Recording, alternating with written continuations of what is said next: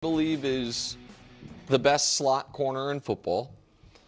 Trent McDuffie was drafted by the Chiefs. They immediately went to 3 straight Super Bowls, winning back-to-back. Yep. He's an excellent player, and I think this is for a Rams team that. Sorry, we just had old confetti fall down weeks ago? from the Super Bowl. Celebrating the Sorry, that was unbelievable. The Rams, to me, more than any team in the league, should be put all the chips in. Yeah, because they're good enough and their quarterback doesn't have a 5-year window the way the other great quarterbacks or a 10-year window those guys do. Yeah. So I am okay with them saying, forget 2029. Let's try to go now. So I understand it for them. Mm-hmm. And for the Chiefs, this is what responsible adult organizations do, which is make tough decisions and do it a year early when you can get the biggest possible return rather than a year late where you get a tepid return, or 2 years late like the Bengals are doing with Trey Hendrickson, where you get no return at all. Yeah. The Chiefs built the defensive backbone of their 3 straight Super Bowl appearances via the Tyreek Hill trade. They just traded a player as good as McDuffie is, not Tyreek Hill's caliber at the time, for 85% of the return they got for the Tyreek Hill. If we put the 2 trades side by side, both netted the 29th pick in the upcoming draft. Tyreek got you a 2nd, 2 fourths, and a 6th. This got you a 3rd, a 5th, and a 6th. So not quite as much, but again, about 85%. And this is what you have to do. And I will add one other piece, Brew. The Chiefs, under this regime, have made it very clear we can develop corners and we won't pay them. So secondary players, we can develop them, we won't pay them.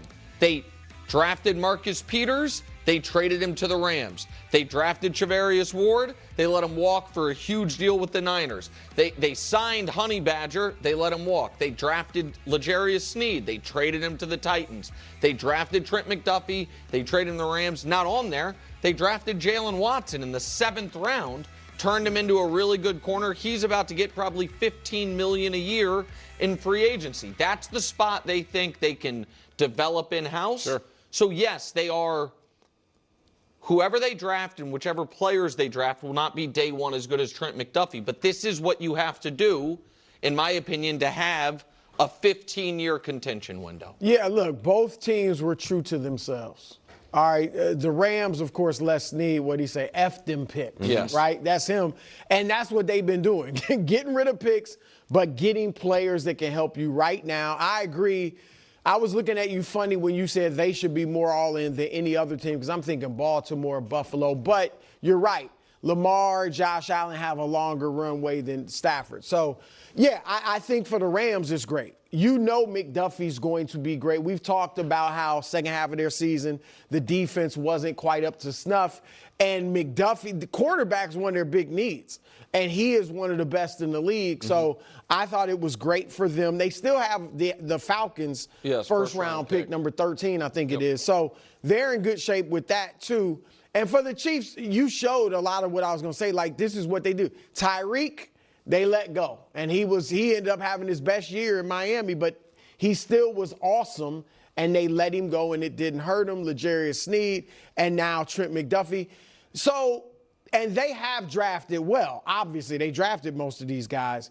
So you would think with these picks that they're getting, stockpiling, they're going to make the most of them. So assuming they do that and do what they've done the past few years, with Brett Veach, they'll be fine.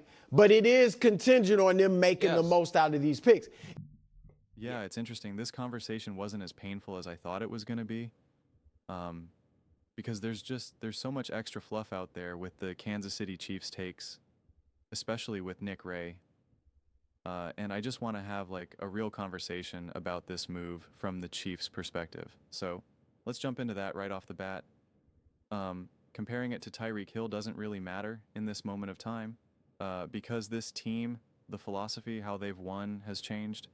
But since Nick brought up the Tyreek Hill trade, we know offensively Patrick and this offense in general, and I'm not just putting this all on the shoulders of Patrick Mahomes. It's just, we'll just say the offense has never been quite the same or as anywhere close to as intimidating or as dependable since they moved on from Tyreek Hill. They've been trying to find their other Tyreek Hill desperately, over these years, but especially you could make the argument, and it's not a matter that they won a Super Bowl there. So that, it's not what we're going to draw some lines here with how we have this conversation, but the offense has undeniably struggled. They had the one good year in 22, but that was played in a very specific way, and you still had a prime Travis Kelce. You don't have that, obviously, right now, and you had an elite O-line. You had a 75% pass block win rate. So, but in 23, 24, 25, the offense has clearly not been great. And that's been a problem. It's been a problem. And it's been, that's why everyone's like, oh, Patrick Mahomes is going downhill. And again, I'm not putting it on Patrick Mahomes. That's why I'm just saying the offense. And now really in 23, 24, 25, the defense was, especially 23 and 24, was such a massive reason why the Chiefs were able to have the amount of success that they were. Again, it's not to downplay Andy or Mahomes or Kelce or any of these other people, but the defense was clearly such an important part of it.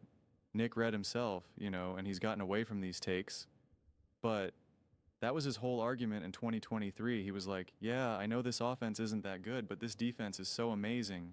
They're only giving up, and it was during a specific window. They're only giving up 17 points right now a game. All Mahomes has to score is 18, and we win, and it was just and he wasn't wrong about that.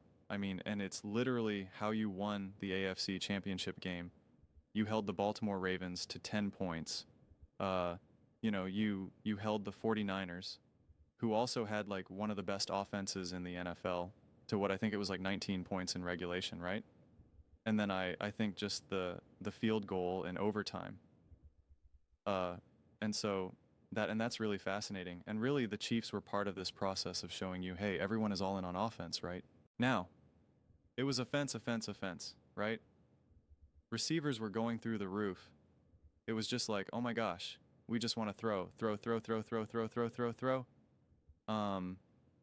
But then the Chiefs were kind of well, we're getting rid of Tyreek Hill and we're kind of now going all in on defense. And it worked for a while until it didn't.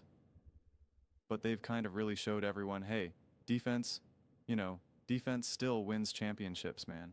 Defense is still incredibly important, especially when you have a great coach and a great quarterback who maybe they don't need to hang 35 points, but they know how to get the job done when it needs to get done, right? They know how to, architect that perfect fourth quarter drive or convert just that crucial third down, whatever it may be, which again, that offense, especially for the Kansas City Chiefs, I like to use that Ravens AFC Championship game as a perfect example of this.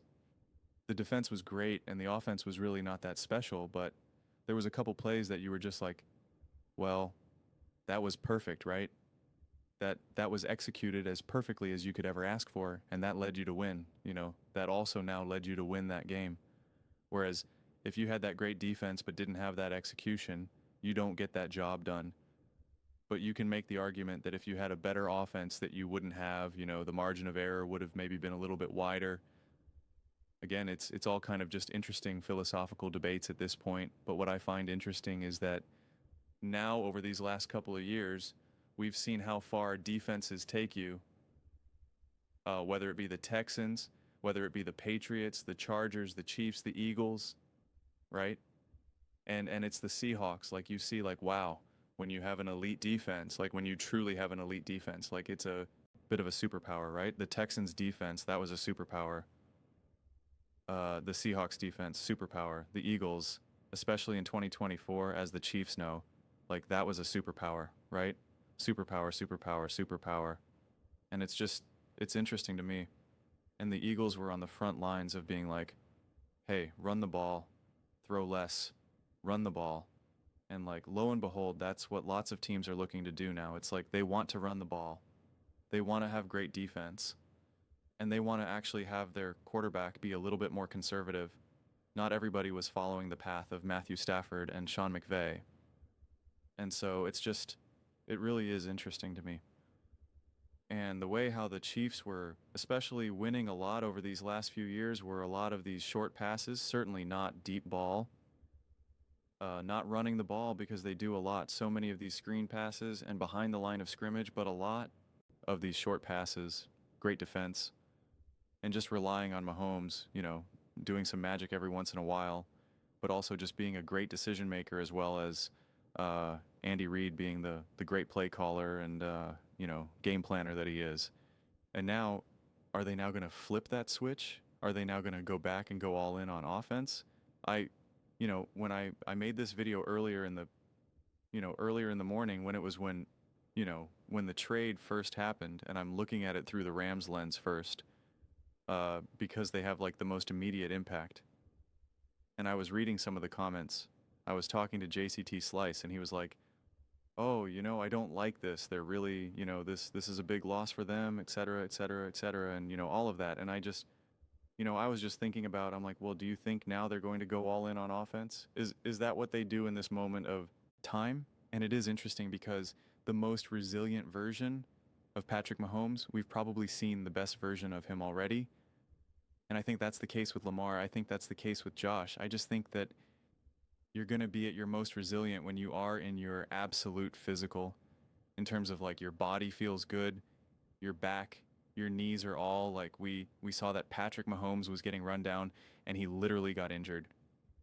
Josh Allen run down and he literally got injured.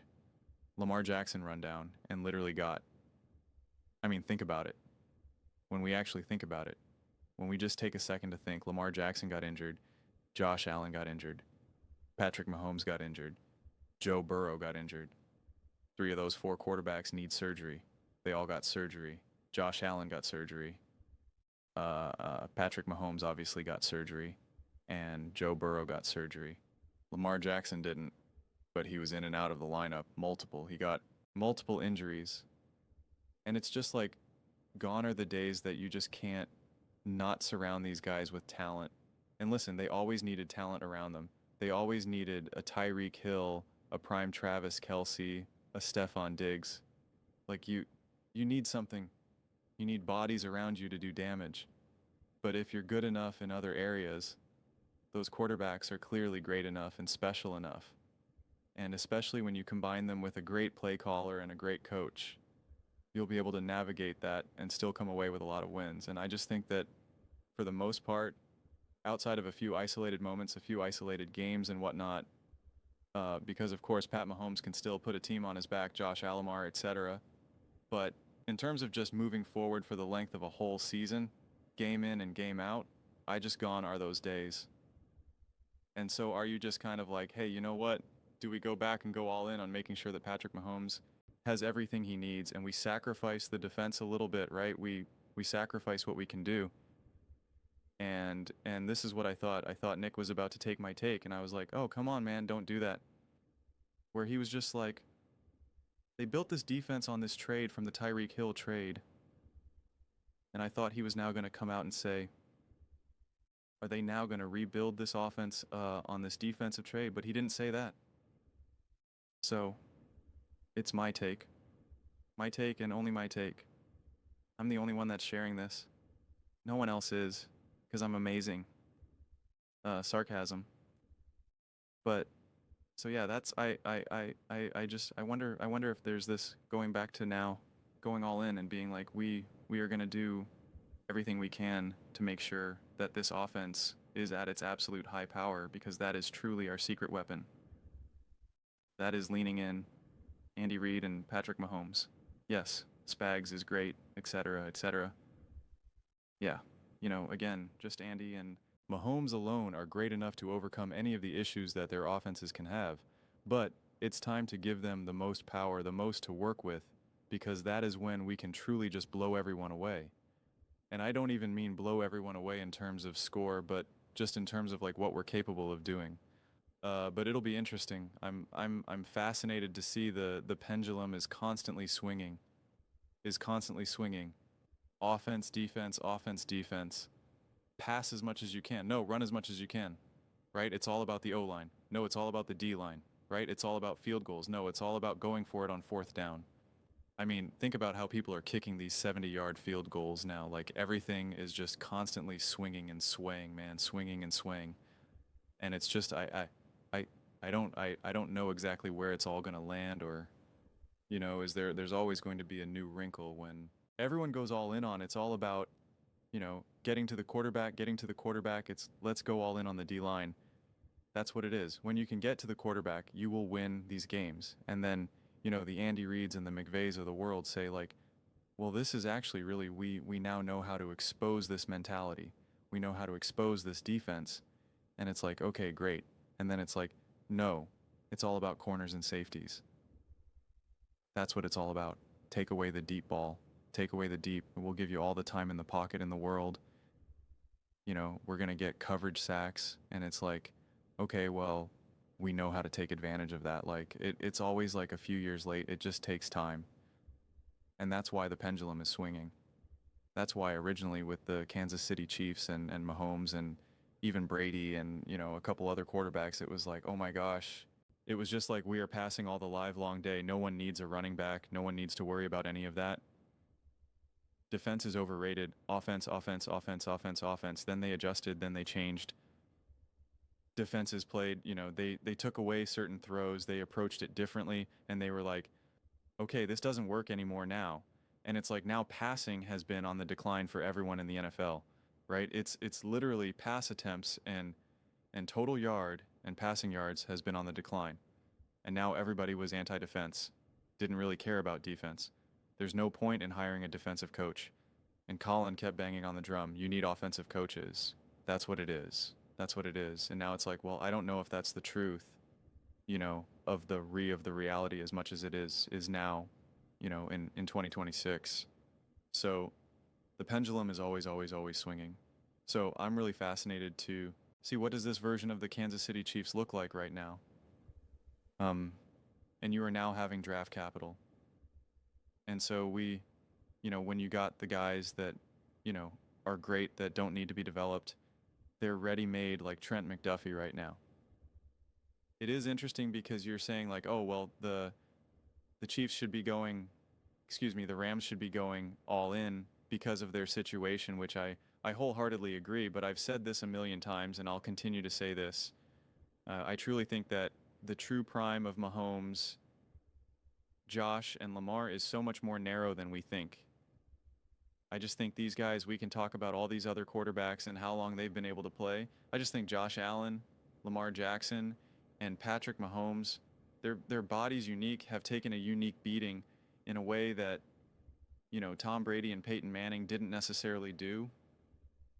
And I think it's very hard to predict their window. And so it is interesting because if you said, hey, really? And again, I'm not making any predictions. I'm just saying, like, if this next 2 years, 3 years are Patrick Mahomes' last true special, because Nick was talking about all these other quarterbacks like Russell Wilson and whatnot really kind of falling off and this, that, and it's just like, what's more likely that and same thing with the Cam Newton, like what's more likely that Lamar Jackson and Patrick Mahomes and Josh Allen are more on the Russell Wilson trajectory and the Cam Newton trajectory, or are they more like the Tom Brady trajectory, if we're being honest with ourselves? It's absolutely more in the Cam Newton, Russell Wilson trajectory, no doubt about it. I'm not saying I want that. I'm not rooting for that. I would love for all these guys to continue to be elite until 50, right? Redefine what it is to age. I'd absolutely love that. But it's just like if we're being, conservative and not being fans, you would say most likely that. And so then the argument is, well, if these next 2-3 years are truly the last of the absolute, oh my goodness, this is the greatest quarterback I've ever seen type of prime, it's like, well, then is this the move that you want to do, right? So I don't know. I will just keep saying I find it all interesting. These are the off-season conversations that I personally actually really like to have. I was talking about this in the comment section with Travis OH. We were talking about, like, what are the conversations that you can have during the off-season? And, what conversations are interesting. And he kind of talked about that. He likes to talk about more still X's and O's during the off-season, and what some defenses can look like and what offenses can look like and what a team is looking to do. And to me, it's like I find myself being more drawn to the philosophical arguments of these types of things, of just like, where are we right now? Where do we stand with all this? What are the expectations? What are we hoping to achieve moving forward? What are we looking to build? And we see two completely different. Really, when you're making a trade like this, you're seeing the Rams take one path, and you're seeing the Chiefs take another path, and it's just they're both technically making two very strong, different decisions. They're in different phases of their ability to win and their quarterbacks and whatnot. So I'm not expecting them to make the same decisions, but it's just I personally find it really interesting and fascinating. So I'm curious to see what the Chiefs have up their sleeve. If is this just a necessity, or is this actually a true strategy where they're like, we're going back on offense? Like we zigged and everyone else zagged, and then we zagged when everyone else zigged, and now we're back to zagging. Whatever. The opposite of what I just said. Like, now we're going back. We went in a complete different direction in 2018, 2019, 2020, 21, 22, and then we took a different direction in 23, 24, 25, and now we're going, now we're doing a different. So I'm fascinated. I truly am. But those are just my thoughts. I'd absolutely love to hear yours. What do you guys all think about the Kansas City Chiefs making this trade? How do you feel about it? Let me know your thoughts. I read every single comment, whether you agree with me or disagree with me. Either way, let's get to some discussions. Let's get into some fights. But ultimately, let's just have some fun. And please do consider subscribing. We're building an amazing community here, and I absolutely love to see you part of it. I want to build a side that we all generally feel connected to. Something that we're really excited to be a part of. I think we're well on our way to doing it. Please don't forget to give this video a thumbs up. It really does help the visibility and the algorithm. Thank you so much. See you next time.